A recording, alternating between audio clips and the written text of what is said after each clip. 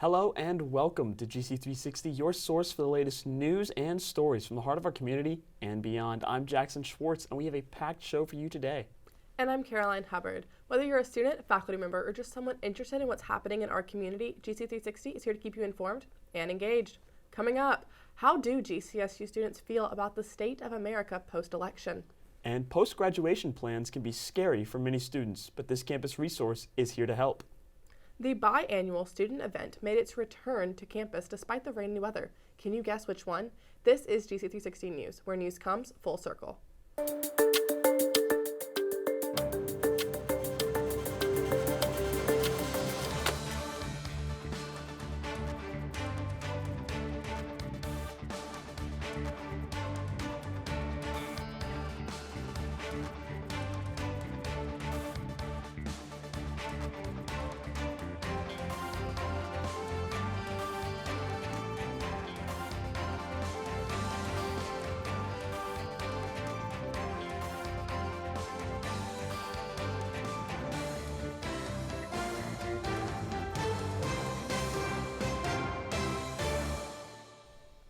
Welcome to GC360. Where is America headed?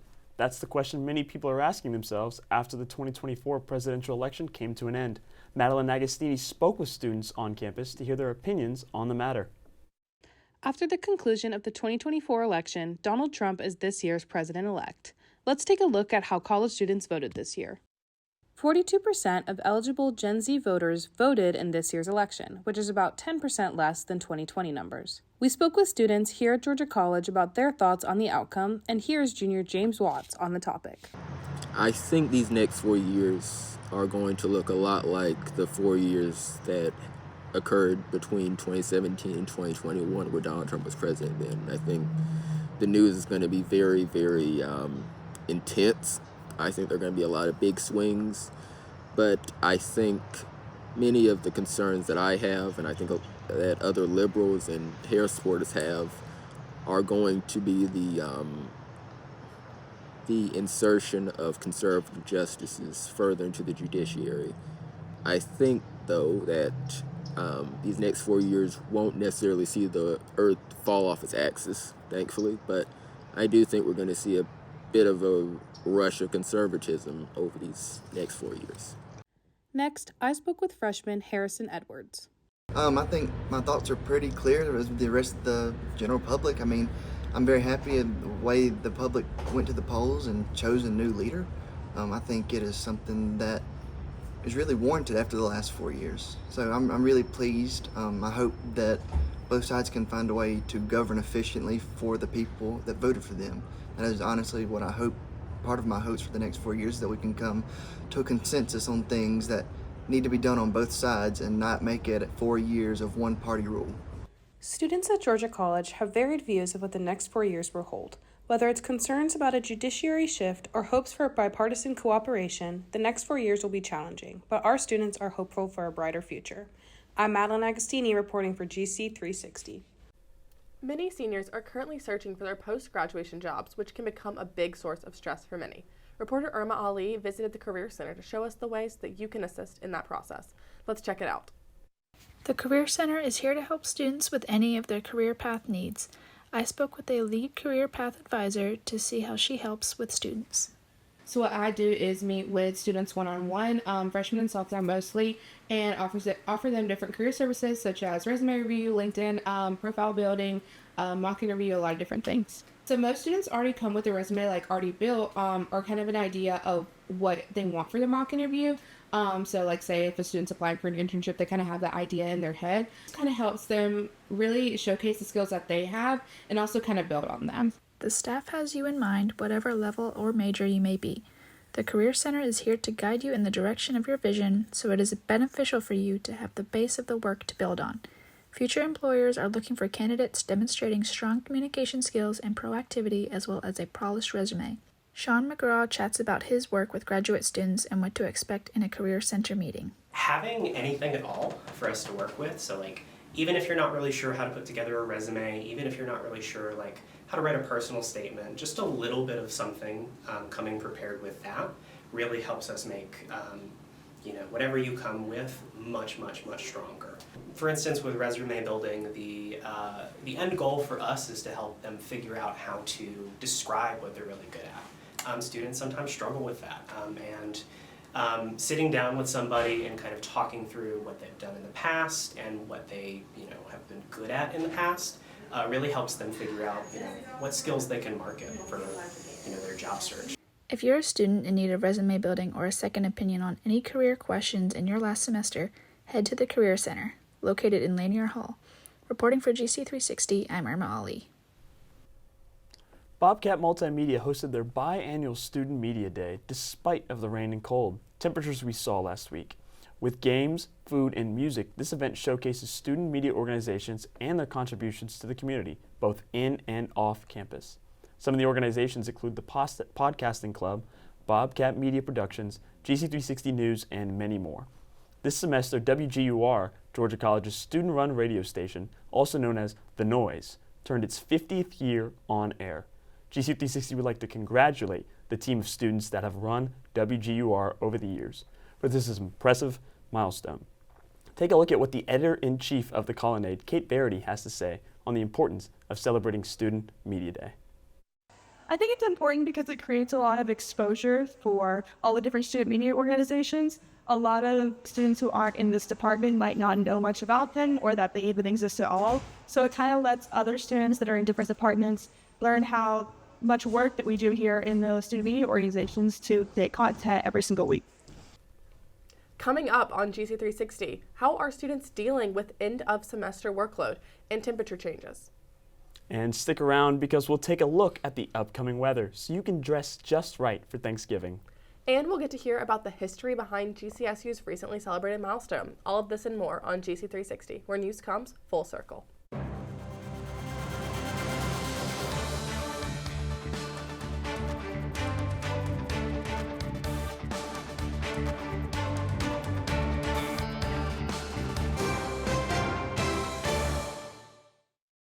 My name is Kathleen O'Neill, and I'm the costume shop supervisor and instructor for the theater department.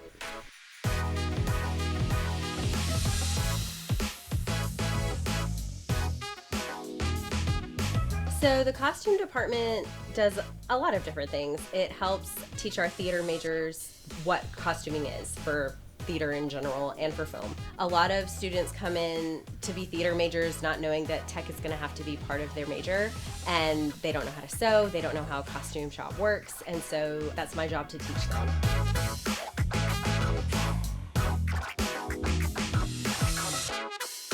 Most of the time they take the skills they learn in here and then they apply it to their life. And I hear all the time that they come in and they're like, Kathleen, I sewed a button on my pants because you taught me how to do it. And it just makes me feel good. But yes, they do take what they learn in here and apply it to their personal life.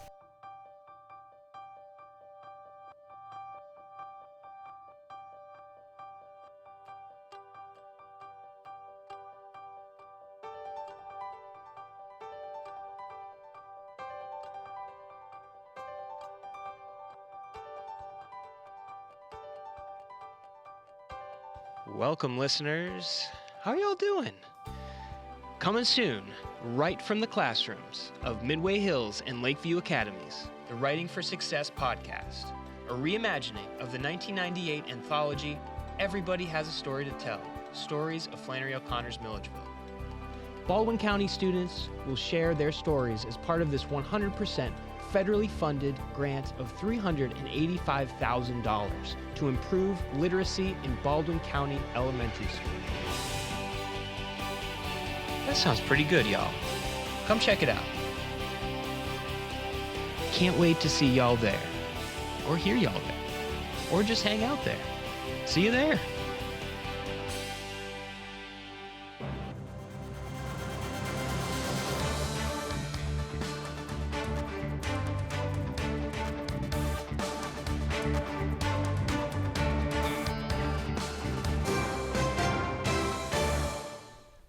Thank you for staying with us. As the weather gets colder and the sky gets dark early, students are more susceptible to mental changes. Reporter Andrew Brown discusses what students and GCSU are doing in their daily life to combat these changes. As this semester draws to a close, students are met with many challenges. The intense workload combined with weather changes can cause students to overlook their own mental well-being. Student Health and Well-Being Vice President Amelie Jarvis discusses Bobcat First in the 4 domains of well-being: emotional, physical, intellectual, and social. We knew that students were struggling academically because of their emotional state, because of the emotional distress, the inability to cope, the lack of resilience that came a lot from COVID, but all of those things were true before COVID as well. So to make sure that students were having a great academic experience, a great social experience, and that they were mentally well, we've instituted this program. And it's based around 4 domains of well-being. So we want students to think holistically about their wellness, not just your emotional wellness. There are many lifestyle changes that students can utilize for their well-being. GCSU student Callie Holierho explains what works for her. One thing that I use to combat it, because I usually get more anxious around this time, is one, I try to get, this sounds silly, but I try to get as much sun as I can. I go outside and I absorb. But another thing is I always try to surround myself with the people I love, because sometimes you want to feel like you want to be kind of alone and do your own thing, but I think surrounding yourself with people you trust is really important, and not being alone. And also I think therapy can help everyone, so going to counseling and stuff like that is also a really good option. Students in need of counseling can visit the Wellness Center or call to make an appointment. Counseling services are free and open to all students. Reporting for GC360, I'm Andrew Brown. Thanksgiving break is coming up, and anchor Amelie Sengupta is here to tell us how grateful we should be for next week's weather. Amelie? Thanks, Caroline. I'm so excited for Thanksgiving break that I spoke with the GC360 team to see what dishes they're most excited to eat this year. I'll tell you all about it while we look at the weather. Tomorrow, we say goodbye to this week with sunny skies and a high of 70 and a low of 37. Our executive producer, Ava Cartez, and assistant technical director, Dana Hoffman, love apple pie. However, pecan pie is a close second for Ava. Temperatures will drop a little more on Saturday with a high of 61 and a low of 39. Technical director Erin Finnegan is excited for some warm mac and cheese. And let me tell you, me too, Erin. On Sunday, we're looking at more sunny skies with a high of 65 and a low of 39. Emma Eslinger, our assistant news director, and Sydney Arema, who is doing teleprompter, are excited to eat mashed potatoes and gravy. We begin next week with partly cloudy skies with a high of 70 and a low of 42. Della Goins, who is our expression operator from the control room, said she'll be having broccoli casserole. On Tuesday, we're looking at a high of 69 and a low of 49 with some scattered showers. Bentley McCrary, who is our camera operator today, said her favorite is the all-time classic turkey. I'd recommend driving home on Wednesday since we'll have a break from the rain with a high of 62 and a low of 41. Reporter Andrew Brown said he'll be having some sweet potato casserole. And finally, we'll finish off next Thursday where we'll see sunny skies with a high of 59 and a low of 44. Our advisor, Eva Galova, said she loves dessert, but more specifically, she loves pecan pie. That's all the weather I have for you this week, Bobcats. Have a nice weekend and happy early Thanksgiving. Back to you. Now I'm very hungry. What about some cake? Happy birthday, Georgia College. November marks a significant milestone marking our university's founding more than 100 years ago. Reporter Teresa Owen has the story. Georgia College and State University just celebrated its 135th birthday. This marks 135 years since former Georgia Normal and Industrial College was chartered by Georgia Governor John B. Gordon in 1889. Associate Director for Special Collections, Holly Croft, talks about where the idea for the Women's College first originated. It's kind of a story that was years in the making. Julia Flish is recognized as the lady who really pushed for the school to happen. She was incredibly bright. Her family was from Augusta. She had older brothers. They went to what is now the University of Georgia. And she wanted to follow in their footsteps and to be educated like they were. And so she applied to UGA and she got in. And then they realized she was a girl and they told her she couldn't come.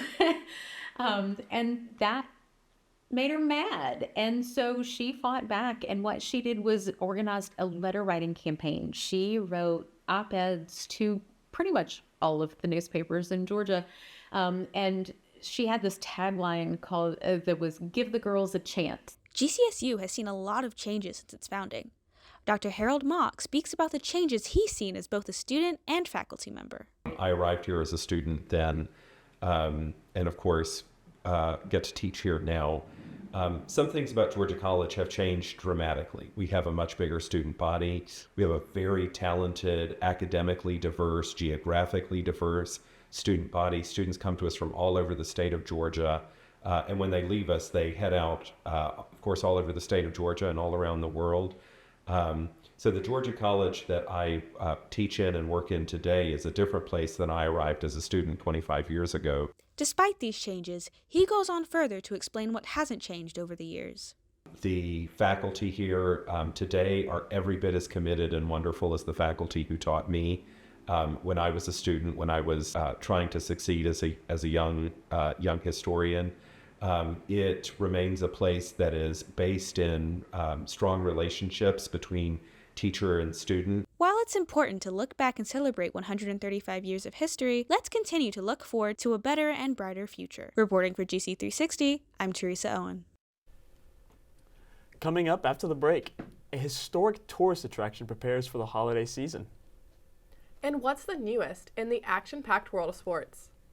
We'll take a stroll down to Ennis Hall to look at the creative works of some of our graduating seniors. And we'll see what's the latest in entertainment news. All of this and more on GC360, where news comes full circle. See you after the break.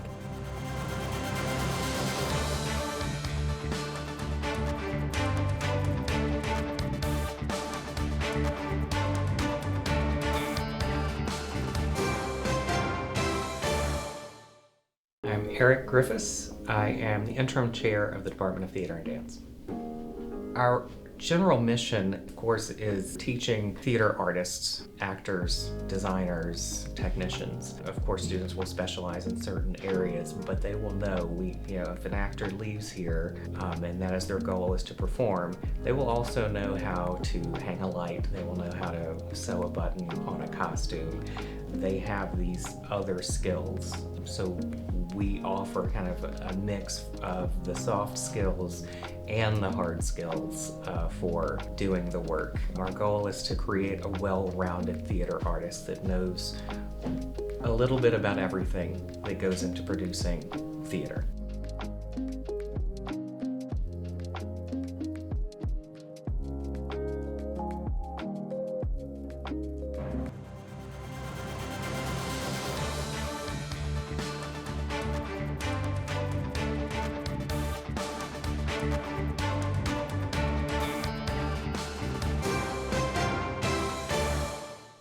Welcome back. Go long, Isabella. We're tossing sports right over to you. Take it away. Thanks, Jackson. This past Sunday, our Atlanta Falcons played the Denver Broncos and were defeated with a final score of 38-6.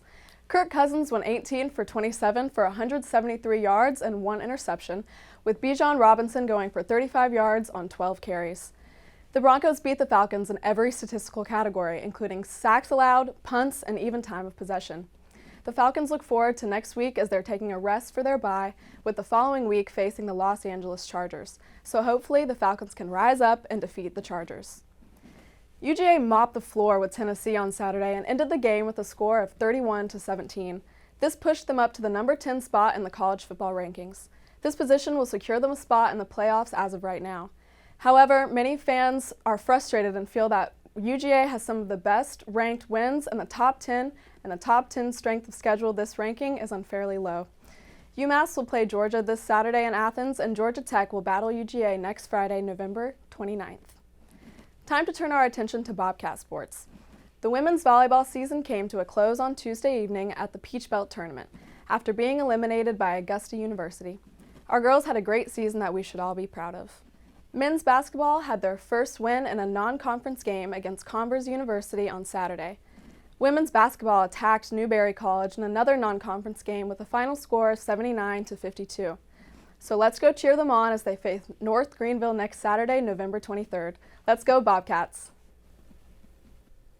The holiday season is upon us. The governor's mansion has fully decorated for Christmas and it looks beautiful. What does it take to decorate the mansion? Reporter Abby Hegelstein finds out. This week kicked off the Christmas at the Mansion tours at the Old Governor's Mansion. Each year, volunteers and the staff of the mansion decorate the mansion in preparation for the holiday season. The volunteers are essential to getting the mansion ready in time for the visitors. Susie Parker, the collections assistant, spoke about the decorating process at the mansion. The process of decorating the mansion is definitely something very interesting. It starts off with us going into the attic where we store all of our decorations. We take every single thing down from wreaths to Christmas ornaments, lights, ribbons, everything that you can think of, and we effectively begin to start sorting things out before we begin the big process of actually hanging things up, putting trees up, and such things like that. The decorating process takes around 2 weeks to complete, although they begin setting up the big Christmas tree in the rotunda as early as Halloween Day. Danny Schultz, the interim director of the mansion, commented on the reactions from visitors once the tours begin. So our visitors love Christmas at the Mansion season. They're always really, really impressed by everything that we do here to put everything together. I think that their favorite part is always the big 22.5 foot tall Christmas tree in the rotunda. That always gets a lot of really positive exclamations. And then it is a busier time of year for us as well. We get a lot of foot traffic during this time. The mansion also strives to be as historically accurate as possible, using materials that would have been used at the time for the decorations. The Christmas tours also highlight how Christmas would have been celebrated back then and what their traditions would have looked like. Susie Parker spoke about her favorite aspects of decorating and the decorations in the mansion. My favorite aspect of decorating the mansion is most definitely the nursery here in this room. There's this ribbon game that we hang up. You start the ribbon at one point in the room, and then you take it and you tie it all throughout the space, and it lands on one specific object. And so the point of the game is, the children would come in and they would pick a ribbon, and they would kind of have to follow the ribbon and figure out which toy it leads to. So I would say that was definitely the most fun to set up because you kind of get to play the game as we're setting it up. But otherwise, my favorite pieces to see here in the mansion are most definitely the wreaths and the flower arrangements. Dr. Harriet Whipple is typically who comes in and spearheads a lot of the volunteers, and she brings some of her garden club members, and they just really set up some of the most beautiful arrangements that you can see. So that's one thing I kind of highly encourage people to come in and see all of the beautiful forestry and greenery we have around the mansion. The decoration process can be a stressful time for the staff of the mansion, but it definitely pays off seeing the visitors' reactions and bringing that sense of Christmas cheer to the Milledgeville community. Reporting for GC360, I'm Abby Helgeson. Senior art students have a unique opportunity to display their final work in a public art exposition. Our assistant news director, Emma Eslinger, went to the exhibit and discussed the artwork with the artists and students in attendance. Let's take a look. Every semester, Georgia College senior capstone art students display their work in an art exhibition that is open to the public. This year's theme was Aspire. The group exhibition displayed the works of 4 senior students, Cheyenne Brooks, Evans Walker, Jacob Phipps, and Andrew Yabber. The exhibit as a whole covered works in illustration, graphic design, multimedia, animation, and print. Andrew Yabber paid an homage to sports media and athletes in his work, and used various techniques to relay this to the audience, such as collaging, digital design, and printmaking. Cheyenne Brooks, a senior fine art major, shared her insights on her work in the exhibit and how she got started. I made this work multimedia, and the outside I built the box at the beginning of this semester. I did the outer drawings with a purple ink and quill, and the work inside is a screen print of cyan, magenta, and yellow inks that cycle through each image. The piece itself is for a representation of masking and what inner turmoil will look like inside of someone that is masking. And the picture of past is a image of me still tied to my mother by umbilical cord. The future image is my partner with the silhouettes of possible future children, and the present image being a heart pulled into. Jacob Phipps created a short animation that examines the repetitive nature of daily life. He emphasizes this by a display of monochromatic colors, recurring patterns, and emotions.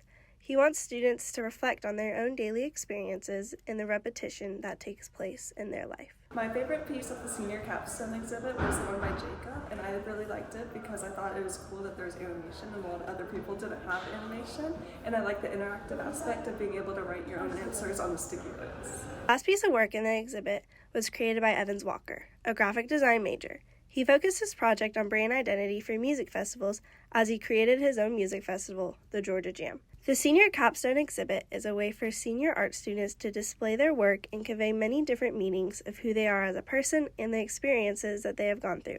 Reporting for GC360, I am Emma Eslinger.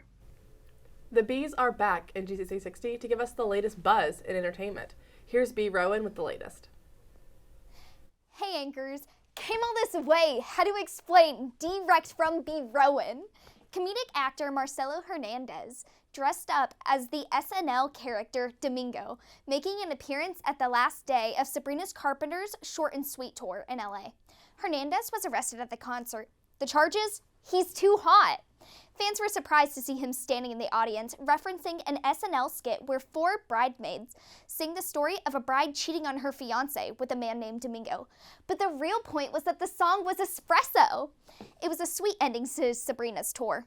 Moving on, after much anticipation, Wicked, a film adaptation of the Broadway musical, will be coming out to theaters tomorrow, November 22nd, starring Ariana Grande as Glinda and Cynthia Erivo as Elphaba. This movie shows the unlikely friendship of 2 witches who could not be any more different. I know I'm going to see it. Should you? Glinda! In other news, popular YouTuber Jake Paul fought world heavyweight champion Mike Tyson last Friday. While the scores state that Jake Paul won the fight by unanimous decision, many fans argue over the fact that Tyson was the real winner. The 3 judges' scores were released and are as follows: 80-72, 79-73, and 79-73. After an 8-round fight, Jake Paul is officially the winner. That's all the buzz for this week. Bobcats, see you next time. Thanks, B. That's all for GC360 this week, Bobcats. Thank you for joining us today, and make sure you tune in next Thursday at 4 p.m. on NBC TV4 through the CableCast app. I'm Caroline Hubbard. And I'm Jackson Schwartz. When we are not on the air, we keep you up to date on our social media. That's at GC360 News on Instagram and YouTube, and at bobcatmultimedia.com/GC360. Always available to you where news comes full circle. See you next week.